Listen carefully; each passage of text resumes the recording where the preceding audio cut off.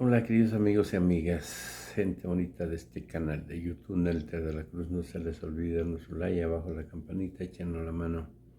Pues seguimos con todo, vámonos, se nos hace tarde. Listo, vamos con Nuria, creo, Nuria. Soy Nuri Fernández de la Caracola. Nuri. Buenos días, presidente. Buenos días, subsecretaria. Tengo dos preguntas. Estamos viviendo un momento en el mundo en que se está, como resultado de la pandemia, se está cuestionando el neoliberalismo. Estamos quizás llegando al momento del fin del neoliberalismo. Hay momentos muy diferentes que se han vivido después de pandemias. En la pandemia de principios del siglo pasado, que costó más de 20 millones de vidas, después de esa pandemia vino la gran crisis económica y después la Segunda Guerra Mundial. En este momento se está tratando de resolver la caída de la economía a nivel global, más bien con medidas que tienen que ver con transformaciones profundas, tecnológicas, que con una guerra. Ha habido momentos también muy diferentes en el Consejo de Seguridad de la ONU, en donde usted va a estar presente en unos días. Quisiera recordar cuando se tapó el mural de Guernica de Pablo Picasso, que estaba en la entrada del Consejo de Seguridad, para que los ministros no se sintieran mal de votar a favor del bombardeo contra Irak, recordando otro bombardeo. Y pues esa invasión a Irak costó 1 millón de vidas iraquíes. Estamos viviendo, por suerte, otro momento. Pero en este momento que estamos viviendo hay algo que se mantiene. Y es que si vemos el mapa del mundo, si comparamos el mapa del ingreso en el mundo y el mapa de las vacunas en el mundo y el mapa de cómo contaminan los países en el mundo, es el mismo mapa. Los países que tienen más ingreso tienen más vacunas y son los que más contaminan. Y los países que están al final de la fila son los que tienen menos ingreso, menos vacunas y los que menos contaminan, pero sufren más los efectos del cambio climático. Recientemente, primero en el G7, luego en el G20 y luego en la Organización por la Cooperación y el Desarrollo Económico, la OCDE, se aprobó un impuesto del 15% a las grandes empresas. Estas grandes empresas, 10 en particular, encabezadas por Amazon y seguidas por Microsoft, Apple y Tesla, expandieron sus fortunas durante la pandemia de 600 billones a 1.200 billones. Doblaron su fortuna.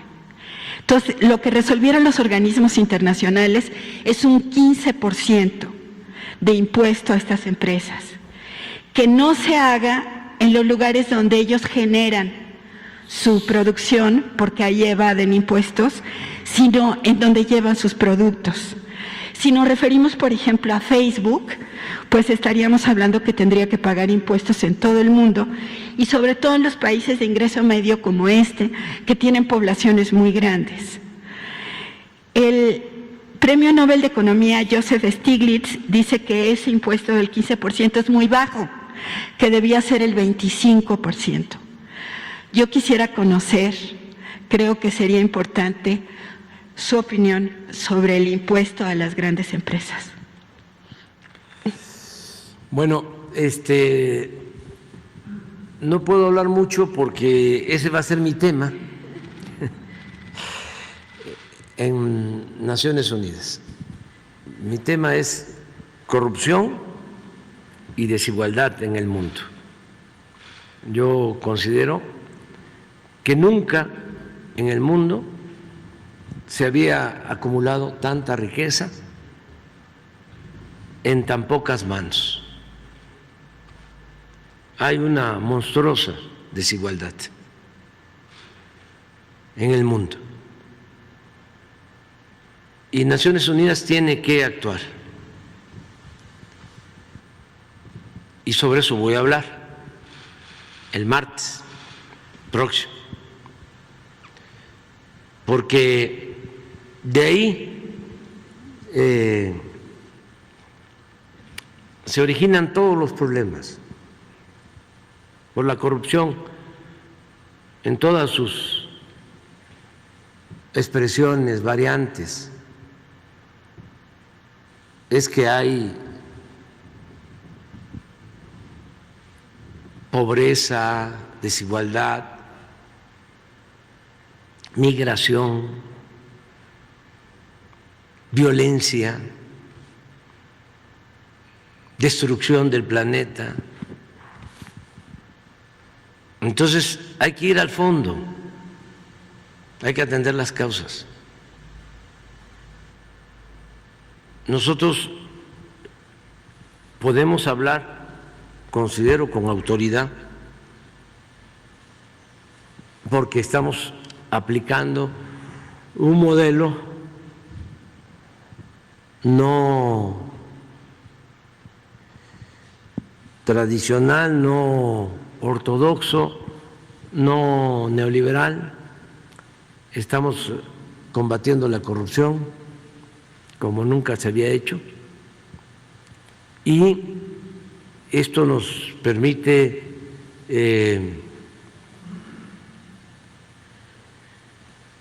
exponer que hay otro camino, hay otras opciones para lograr una sociedad mejor, en beneficio de todos.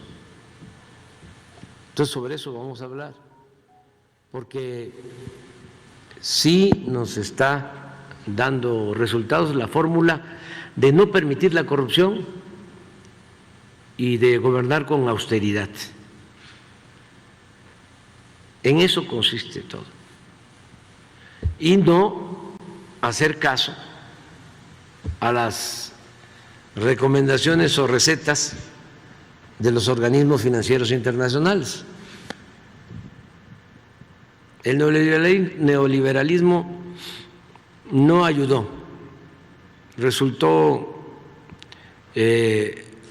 un fracaso, o ayudó a minorías,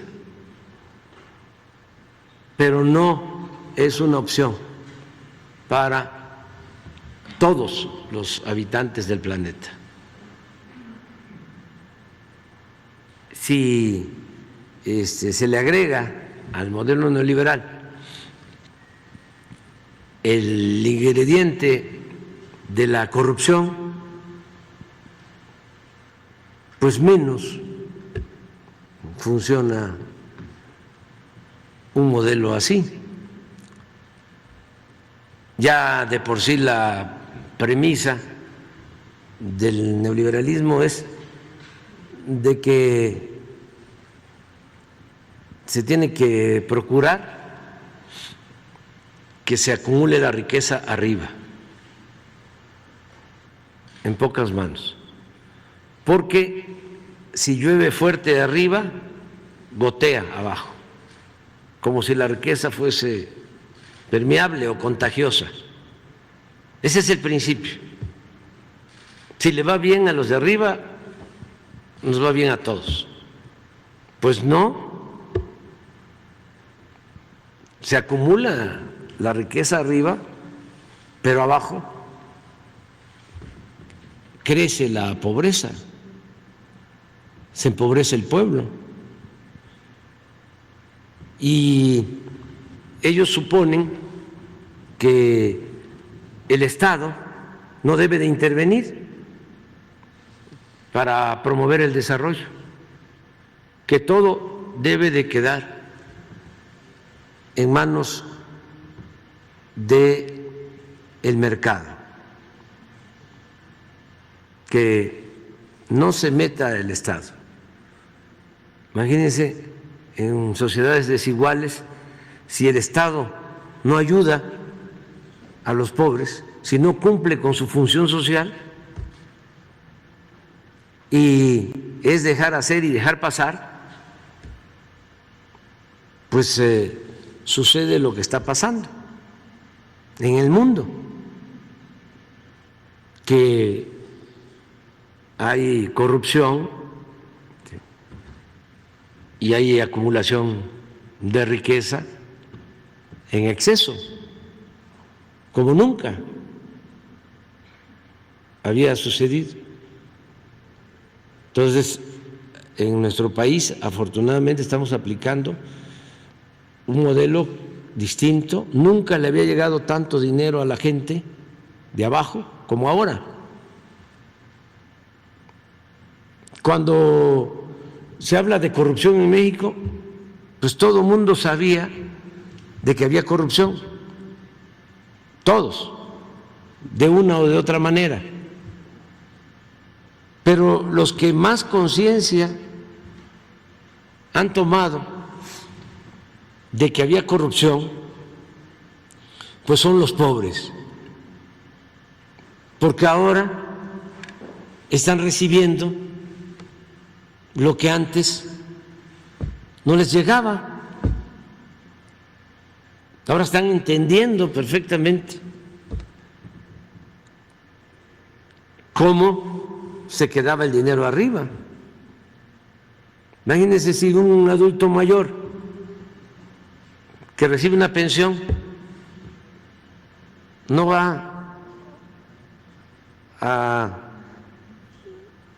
plantearse o preguntarse por qué ahora estoy recibiendo esto y antes no lo recibía. O el que recibe una beca, o el que está sembrando su parcela y recibe un jornal.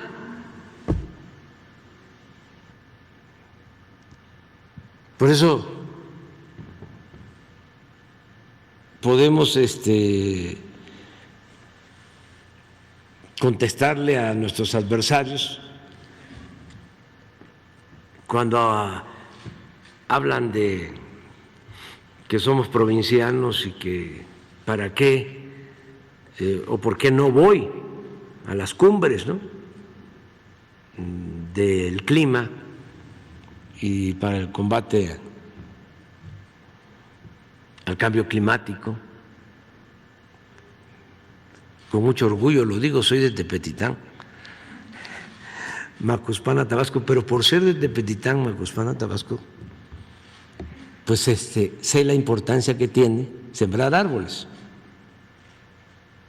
Sí, y puedo decir con orgullo, porque ¿quién nos puede rebatir?, que México es el país del mundo que más invierte en reforestación. ¿Qué país está invirtiendo 1.300 millones de dólares al año para sembrar 1.100 millones de árboles?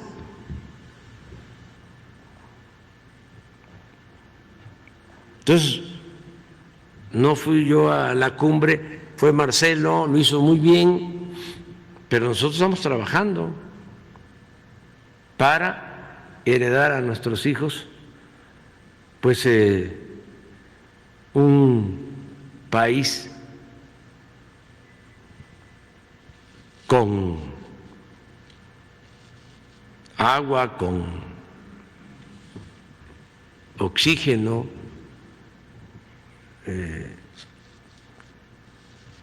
con un medio ambiente saludable.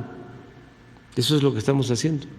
Entonces, es un modelo distinto, completamente distinto, en todo. Por ejemplo, la atención a los jóvenes, que decían, ¿cómo se le va a dar una beca a los jóvenes para que se capaciten? Jóvenes construyendo el futuro, que están trabajando de aprendices y reciben un salario mínimo, ya 2 millones de jóvenes, y la mitad consiguió trabajo en las mismas empresas o unidades productivas donde estaban becados. Ahí terminaron contratándolos a la mitad.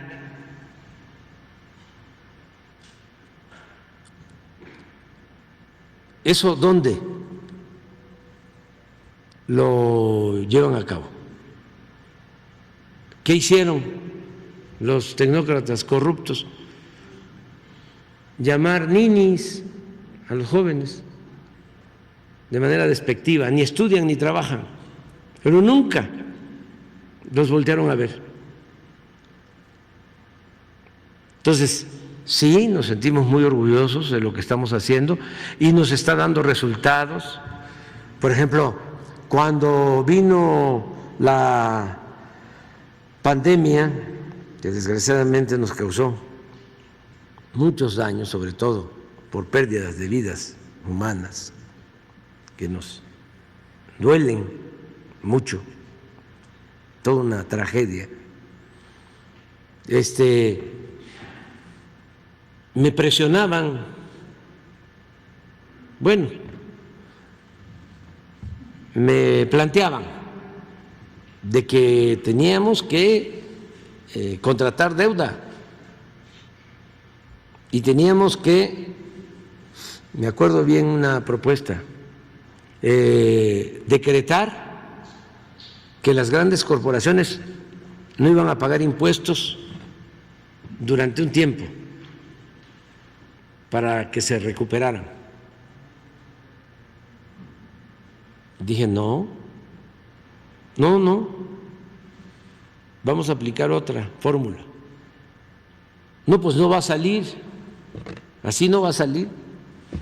Pues sí salió, decían los expertos. Sí. La caída de la economía en México va a tener la forma de L, va a caer y se va a ir durante mucho tiempo, no va a haber recuperación. Y aquí dije, va a ser V, va a ser así. Y así fue. ¿Saben cuántos empleos tenemos ya